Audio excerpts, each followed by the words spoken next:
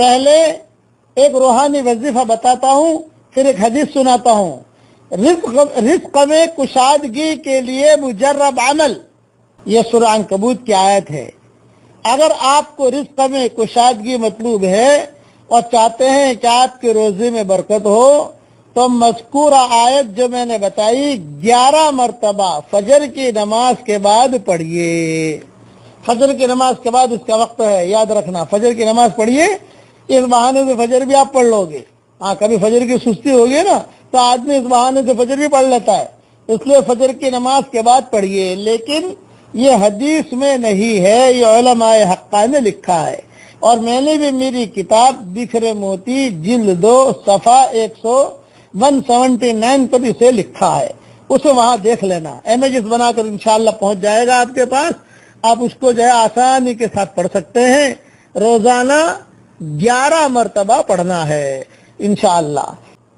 اللہ یبسط الرزق لمن یشاء من عبادہ ویقدر لہ ان اللہ بکل شیء علیم۔ اب سنیے حدیث، حضور اکرم صلی اللہ علیہ وسلم نے ارشاد فرمایا، کیا تجھے دین کی نہایت تقویت دینے والی چیز نہ بتاؤں جس سے تو دین اور دنیا دونوں کی فلاح کو پہنچے؟ حضرت ضرور بتائیے۔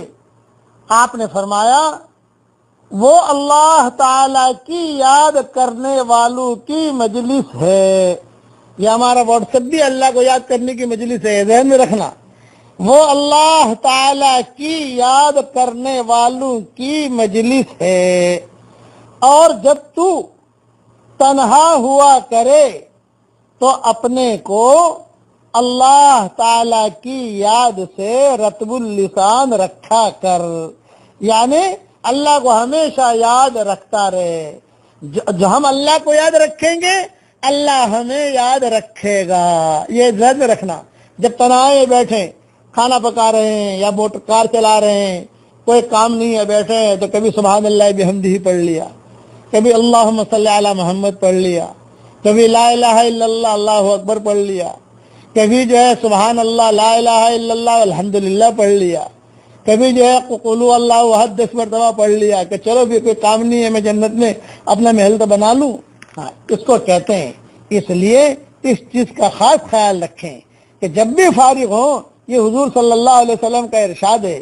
اور دوسرا ارشاد یہ ہے کہ حضور صلی اللہ علیہ وسلم نے فرمایا، جب تم جنت کے باغوں میں گزرا کرو تو کچھ حاصل بھی کر لیا کرو۔ صحابہ نے عرض کیا، یا رسول اللہ صلی اللہ علیہ وسلم، جنت کے باغ کیا چیز ہیں؟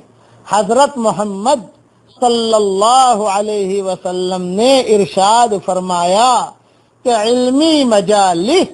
دوسری حدیث میں حضرت محمد صلی اللہ علیہ وسلم کا ارشاد ہے کہ حضرت لقمان نے اپنے بیٹے کو نصیحت کی تھی کہ علماء کی خدمت میں بیٹھنے کو ضروری سمجھو۔